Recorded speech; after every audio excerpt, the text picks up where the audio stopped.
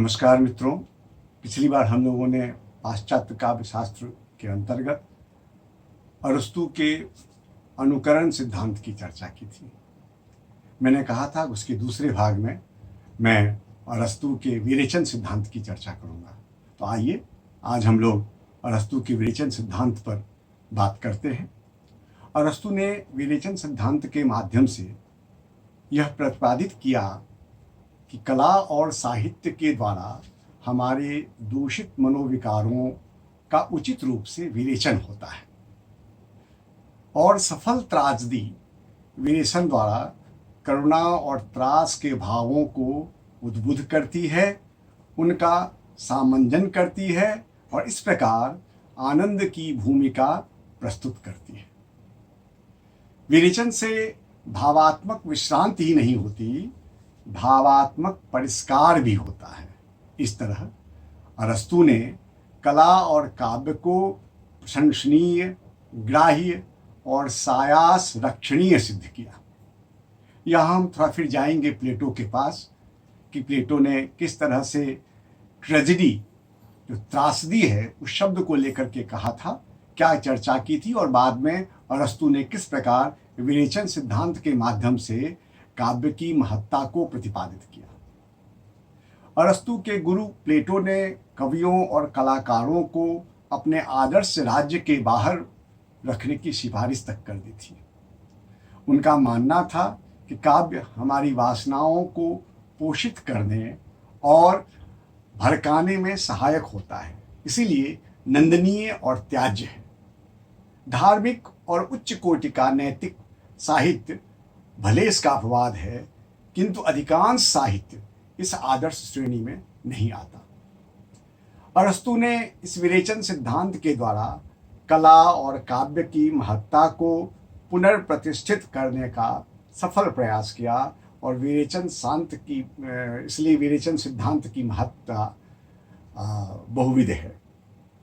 दो बातें यहाँ हम ध्यान देंगे कि एक तो यह कि उसने प्लेटो द्वारा काव्य पर लगाए गए आक्षेप का निराकरण इस सिद्धांत से किया, और दूसरा यह कि यह सिद्धांत विगत अनेक वर्षों के काव्य शास्त्रीय चिंतन को किसी न किसी रूप में अवश्य ही प्रभावित किया। विरेचन का भी अर्थ समझ लीजिए। विरेचन जो है यूनानी कैथारसिस का हिंदी रूपांतर है। कैथारसिस का हिंदी रूपांतर रेचन, परिष्करण आदि शब्दों में भी किया जाता है। लेकिन यूनानी चिकित्सा शास्त्र में परिभाषिक शब्द जो कैथारसिस है, उसी तरह भारतीय चिकित्सा शास्त्र आयुर्वेद का परिभाषिक शब्द है विरेचन। इसीलिए विरेचन सिद्धांत के रूप में हम लोग भारत में हिंदी में पाश्चात्य काव्य शास्त्र के अंतर्गत इस सिद्धांत को, कैथारसिस सिद्धांत को पढ़ते हैं। इसका अर्थ है, विरेचन का अर्थ है कि रोचक औषधियों के द्वारा शारीरिक विकारों अर्थात उदर के विकारों की शुद्धि। स्वास्थ्य के लिए जिस प्रकार शारीरिक मल का निष्कासन शोधन आवश्यक है, उसी प्रकार ईर्ष्या, द्वेष, लोभ, मोह, क्रोध आदि मानसिक मलों का निष्कासन एवं परिशोधन भी यहाँ आवश्यक है। मानसिक जो मन में बहुत तरह के राग, द्वेष, ईर्ष्या रहते हैं, ये मन को मलिन करते हैं, उसका भी परिशोधन इस त्रासदी के द्वारा होता है। इस सिद्धांत के तहत अरस्तू ने इसको सिद्ध किया। अरस्तू ने कैथारसिस शब्द का लाक्षणिक प्रयोग मानव मन पर पड़ने वाली त्रासदी के प्रभाव का उद्घाटन करने के लिए किया। त्रासदी के प्रति प्लेटो की आपत्ति थी कि वह मानव की वासनाओं का दमन करने के स्थान पर उनका पोषण और सिंचन करती है। ये प्लेटो का आक्षेप था।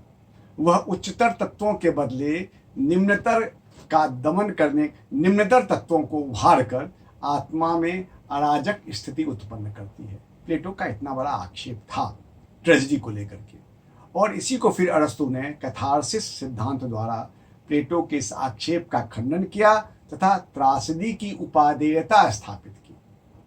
प्लेटो ने जिसे दोष सिद्ध किया था, अरस्तू ने उसी को गुण के रूप में प्रस्तुत किया। अरस्तू का अभिमत है कि ट्रेजरी जो लिखा है उसने कि treasury is an imitation of an action that is serious, complete end of certain magnitude, in language embellished with each kind of artistic ornament, the several kinds being found in separate parts of the play, in the form of action, not of narrative, through pity and fear affecting the proper purgation of these emotions.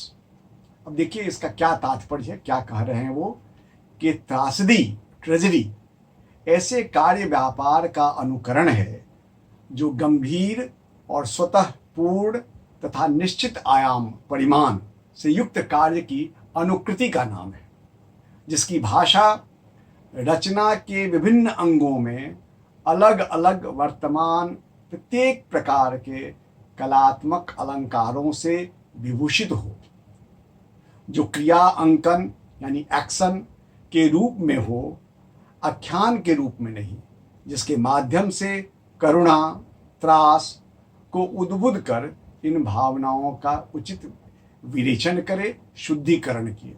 अब यहाँ समझने की बात यह है कि वो कहते हैं कि देखिए लिखने से या उसका यदि आप अभिनय नहीं, अनुकरण नहीं करते हैं, केवल उसे भाषा में बता देते हैं तो उसका वह प्रभाव नहीं होता है। दूसरी भाषा भी कैसी होनी चाहिए, तो अलंकरणों से युक्त विभूषित होना चाहिए, यानी भाषा शैली जो उसकी होनी चाहिए वो प्रभावशाली होनी चाहिए ताकि प्रेक्षकों पर उसका सुनिश्चित प्रभाव पड़ सके। और इस परिभाषा ट्रेजेडी के संबंध में जो अरस्तू ने यह कहा, उसकी निम्नलिखित विशेषताएं उभर कर हमारे सामने आती हैं। एक तो ट्रेजेडी कार्य व्यापार का अनुकरण है। अब कार्य व्यापार और अनुकरण के संबंध में अरस्तू की धारणा थी कि कार्य व्यापार का अर्थ केवल बाहरी कार्य व्यापार नहीं है, उस व्यवहार को अनुप्रेरित करने वाली समस्त मानसिक क्रियाएं भी हैं। बड़ा विराट रूप से उसने इस बात को सोचा है। दूसरा था, इसमें गंभीर, पूर्ण तथा कुछ विस्तृत कार्य व्यापार का अनुकरण किया जाता है। परिभाषा में विस्तृत कार्य व्यापार का आशय है कि उसमें आरंभ, विकास और चरम परिणति की सुसंबद्ध श्रृंखला हो और वह एक अखंड प्रभाव सृजन करने में समर्थ हो सके। जब अभिनय उस रूप में होता है, भाषा ठीक होता है, अभिनय बढ़िया होता है, तो एक संपूर्ण प्रभाव, आरंभ, विकास उसका और फिर परिणति तक पहुँचते पहुँचते एक संपूर्ण प्रभाव सृजन करने की क्षमता उसमें आ जाती है। तीसरा जो मैंने बताया आपको, इसमें कार्य व्यापार का अनुकरण क्रिया अंकन के नाटकीय या अभिनय रूप में होता है, विवरण या आख्यान रूप में नहीं। अभिनय से ही वह प्रभाव होगा, वह विवरण कर देने से मात्र वह प्रभाव उत्पन्न नहीं होगा। और इसकी भाषा विभिन्न अंगों में अलंकरण से विभूषित होती है। ट्रेजेडी का कार्य व्यापार भय और पीड़ा के भाव को जगाकर उसका उचित विवेचन करता है। इस प्रकार जो परिभाषा दी है अरस्तू ने, उस परिभाषा से यह बातें उभर कर हमारे सामने आती हैं। अब देखिए यहाँ के अरस्तू के अनुसार भय और करुणा जैसे भावों को उद्बुद्ध कर उनका उचित विवेचन करना ट्रेजेडी का उल्लेख्य लक्षण है। दोनों में अंतर केवल यह है कि भय अपने ऊपर, यहाँ भारतीय दृष्टि से यदि हम सोचते हैं तो भय, पहले देख लीजिए कि भय है क्या और करुणा, दोनों में अंतर क्या है। तो वह यह है कि भय अपने ऊपर किसी अनिष्ट के आने की आशंका से उत्पन्न होता है, जबकि करुणा किसी ऐसे व्यक्ति के जीवन में अनिष्ट होने अथवा अनिष्ट के आने की आशंका से उत्पन्न होती है, जिसके लिए लोगों के मन में कामना होती है, उसे जीवन में ऐसा नहीं होना चाहिए। तो इस प्रकार आपने देखा कि करुणा कैसे उत्पन्न होता है और भय कैसे आता है। और यहाँ यह भी उल्लेख है कि भारतीय परंपरा में करुणा को उदात्त वृत्ति माना गया है। पर दुख कातरता हृदय की विशालता को सूचित करती है। पर दुखेन दुखितम, तो यह पर दुख कातरता जो है उसकी महत्ता भारत में है और वहीं से करुणा के कारण ही ऐसा हो पाता है, करुणा का जन्म होता है।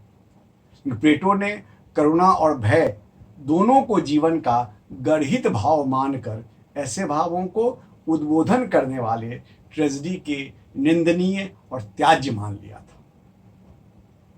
इस प्रकार त्रासदी केवल वांछनीय भावनाओं को ही उद्दीप्त नहीं करती है, अपितु करुणा और त्रास के कृत्रिम उद्रेक द्वारा मानव के वास्तविक जीवन की करुणा और त्रास की भावनाओं का निष्कासन भी करती है। और अस्तु के मतानुसार इस तरह हम देखते हैं तो ट्रेजेडी के 6 अंग हैं। यह ध्यान में रखने की बात है कि एक तो कथानक, बिना कथानक के वो सबसे महत्वपूर्ण माना है अरस्तु ने, उसके बिना ट्रेजेडी हो ही नहीं सकता है। दूसरा महत्वपूर्ण है चरित्र। अरस्तु ट्रेजेडी में उदात्त चरित्र का अंकन आवश्यक मानते हैं। तीसरा है थॉट, विचार। भाषा के द्वारा मन पर जो प्रभाव उत्पन्न होता है उसे अरस्तु ने विचार के अंतर्गत रखा है, इसीलिए विचार उसने महत्वपूर्ण माना है। चौथा पद योजना, डिक्शन। पद योजना का विवेचन करते हुए शब्द के 2 रूप उसने माने हैं, सरल और यौगिक। तो ये पद योजना इस तरह से होना चाहिए जो प्रभाव सृजित कर सके। और 5वां सॉन्ग, गीत है। तो अरस्तु की मान्यता है कि गीत की योजना से ट्रेजेडी के प्रभाव में वृद्धि होती है। ये सब हम जानते हैं। हम इस तरह के जब गीत सुनते हैं तो हमारे मन में उसका प्रभाव पड़ता है, तो वह ट्रेजेडी के प्रभाव को में वृद्धि करती है। और छठा जो होता है वह दृश्य, दृश्य का प्रभाव पड़ता है। अरस्तु के अनुसार ट्रेजेडी के कार्य व्यापार दृश्य रूप में क्रिया अंकन की विधि से अंकित किया जाना चाहिए। वर्णनात्मक या आख्यात्मक, कई बार उन्होंने इस बात को कहा है कि वर्णनात्मक या आख्यात्मक रूप से यह संभव नहीं हो पाता है। तो विरेचन का उल्लेख अरस्तु की रचनाओं में केवल 2 स्थान पर मिलता है, हम देखते हैं। एक तो जो उनका पोएटिक्स, काव्यशास्त्र पर जो ग्रंथ है, उस पर उन्होंने जहाँ ट्रेजेडी के स्वरूप की ओर संकेत किया था, और दूसरा जो है वह राजनीतिक नामक ग्रंथ जहाँ है वहाँ मिलता है। तो इस प्रकार विरेचन का जो अभिप्राय शुद्धि से है। अरस्तु का ये विचार त्रासदी विरेचन के संदर्भ में फुटकर रूप में मिलता है। बाद में आधुनिक युग में आकर के अरस्तु के सीमित और अल्प शब्दों ने पूर्ण काव्य शास्त्रीय सिद्धांत का रूप ले लिया। यह जो उन्होंने ट्रेजेडी की बात की थी, विरेचन की बात की थी, वह बाद में आकर के कालांतर में संपूर्ण काव्य शास्त्रीय सिद्धांत का रूप लिया। और इसलिए एक प्रश्न स्वाभाविक रूप से उठा कि करुणा और त्रास के उद्रेक तथा रेचन से अरस्तु का मूलतः अभिप्राय क्या था। हम जानते हैं कि कोई भी सिद्धांत जब प्रतिपादित होता है तो परवर्ती आचार्यों के मन में इस तरह के प्रश्न उठते हैं। उन्होंने उसका क्या समाधान दिया। तो इस संदर्भ में अरस्तु के परवर्ती व्याख्याकारों ने भी विरेचन के भिन्न भिन्न व्याख्याएं की। इन भिन्न भिन्न व्याख्याओं में एक तो धर्मपरक व्याख्या हुआ, दूसरा नीतिपरक व्याख्या, तीसरा कलापरक अर्थ, और चौथा जो है वह आधुनिकतम मत क्या उस संबंध में है वह महत्वपूर्ण हुआ। तो पहला हम लोग संक्षेप में चर्चा कर लें कि धर्मपरक अर्थ उसका क्या है। तो अरस्तु के व्याख्याकारों में प्रोफेसर गिलबर्ट मरी और लीवी ने विरेचन की धर्मपरक व्याख्या प्रस्तुत की। उनके अनुसार धर्म में विशेष पृष्ठभूमि है धार्मिक, इसका संबंध धार्मिक उत्सवों से है। प्रोफेसर गिलबर्ट मरे का कथन है कि यूनान में डियोन्यूसस नामक देवता से संबद्ध उत्सव अपने आप में एक प्रकार की शुद्धि का प्रतीक है।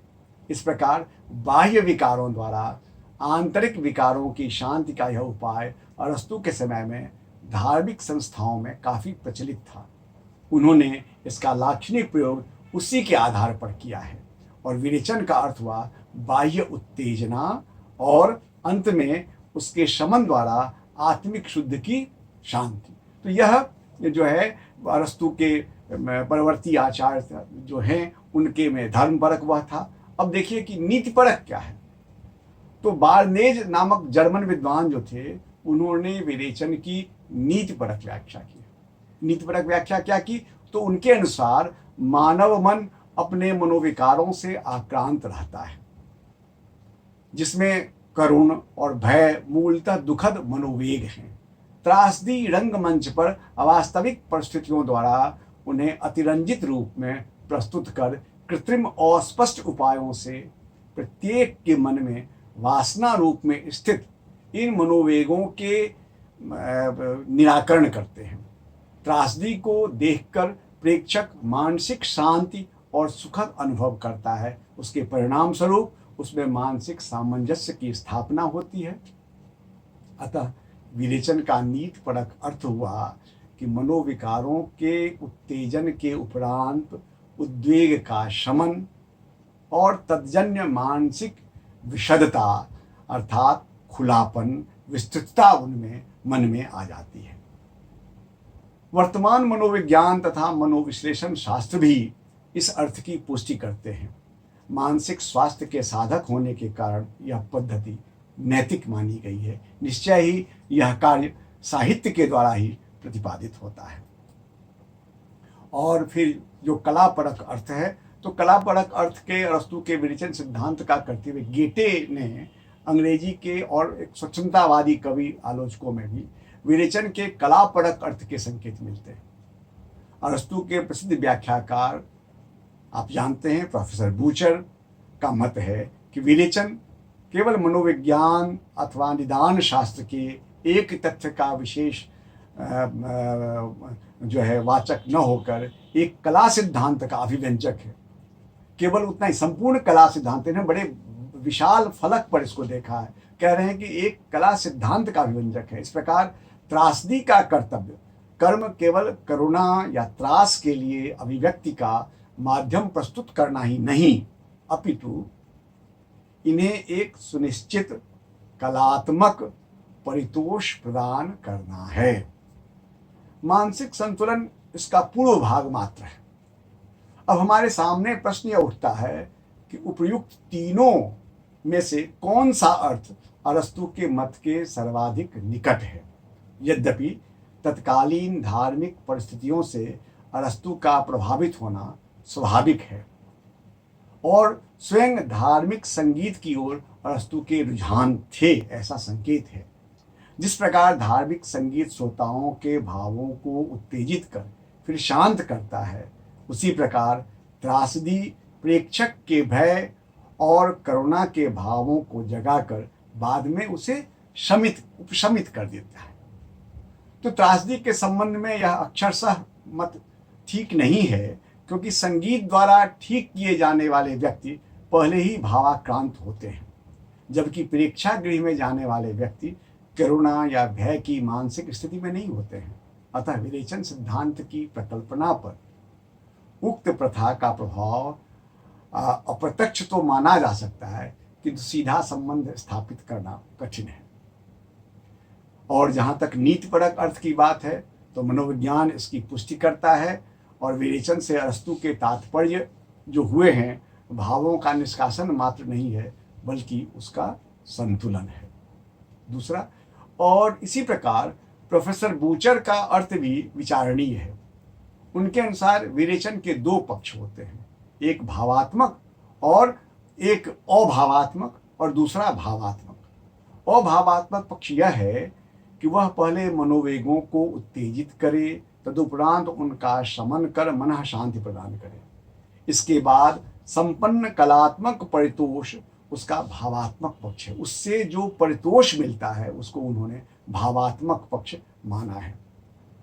डॉक्टर नगेंद्र जो हिंदी साहित्य के बड़े आलोचक हैं, नगेंद्र का मत है कि विरेचन कला स्वाद का साधक तो अवश्य है। सम्मंजित मन कला के आनंद को अधिक तत्परता से ग्रहण करता है, परंतु विरेचन में कला स्वाद का सहज अंतर्भाव नहीं है।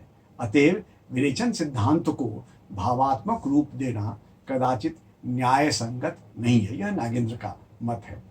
और आधुनिक मत को यदि हम देखें, संक्षेप में हम उसको देख लेते हैं, तो उनके मतानुसार त्रास और करुणा की भावनाएं अपने प्रकृत रूप में अधिक कष्टप्रद बनकर प्रकट होती हैं। त्रासदी के प्रेक्षण के फलस्वरूप वे अपने अनुग्र एवं अनापत्तिजनक रूप को प्रकाशित करती हैं। यहाँ यह प्रश्न उठता है कि क्या त्रासदी के प्रभाव या प्रयोजन को समझने के लिए विरेचन सिद्धांत ही एकमात्र समीचीन माध्यम है? यह प्रश्न किसी के भी मन में उठ सकता है। वस्तुतः यदि हम भारतीय परिप्रेक्ष्य में देखते हैं तो त्रासदी के कार्य को रेचन तथा सीमित कर देना उसके उद्देश्य को संकीर्ण बनाने जैसा होगा। इसके विपरीत भाववादी समीक्षकों ने विरेचन का क्षेत्र अत्यंत विस्तृत बनाकर यह सिद्ध करने का प्रयास किया है कि विरेचन से अवांछनीय भावनाओं में भी परिवर्तन होता है और उनका अतिरेक मिटता है। इस व्यापक दृष्टिकोण का प्रतिपादन ड्राइडन, एडिसन आदि विद्वानों ने किया है। और कुछ आक्षेप भी लगे हैं विरेचन के सिद्धांत पर। कोई भी सिद्धांत होता है तो उस पर आक्षेप लगना स्वाभाविक है। कुछ लोगों का आक्षेप है कि वास्तविक जीवन में ऐसा विरेचन नहीं होता है। त्रासदी से करुणादि मनोवेगों उद्भुत तो होते हैं, किंतु उनके विरेचन से मन शांति सर्वथा नहीं होती।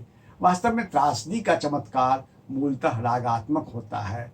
वह विरेचन प्रक्रिया द्वारा भावों को उद्बुद्ध करती है, उनका सामंजन करती है और इस प्रकार आनंद की भूमिका प्रस्तुत करती है। यह विरेचन सिद्धांत का महत्वपूर्ण देन है, इसीलिए वह आक्षेप वहाँ रह गया। दूसरा आक्षेप जो उन्होंने क्या है कि त्रासदी के में प्रदर्शित भाग अवास्तविक होते हैं। जो मंच पर या कलाकार जो त्रासद स्थिति दिखाते हैं वह अवास्तविक होते हैं, अतः वे हमारे मनोभाव को उद्बुद्ध नहीं कर पाते।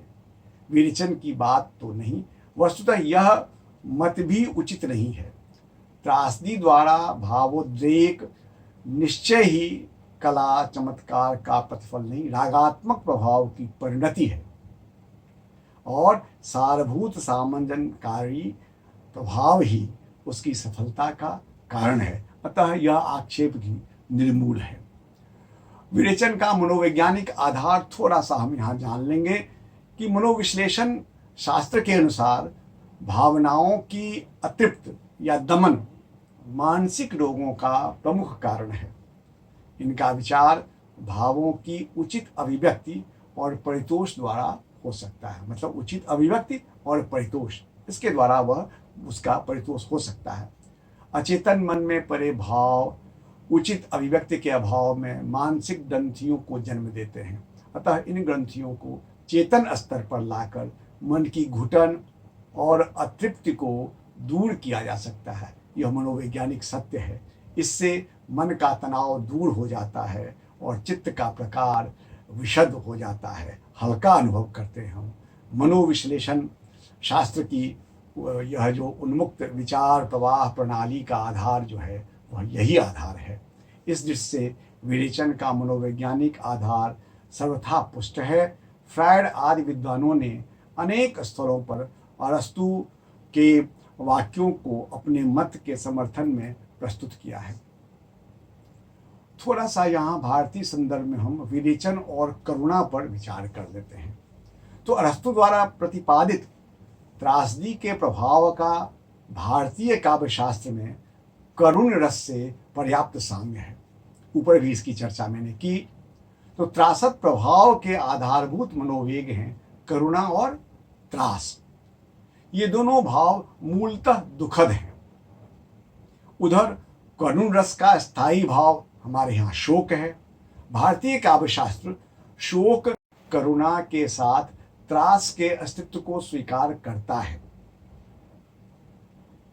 इष्टनाश या विपत्ति शोक के कारण हो सकते हैं। इसने करुणा के त्रास दोनों ही उद्भूत होते हैं। विपत्ति के साक्षात्कार से करुणा की वैसी ही विपत्ति पुनरावृत्ति की आशंका से त्रास की अनुभव होती है।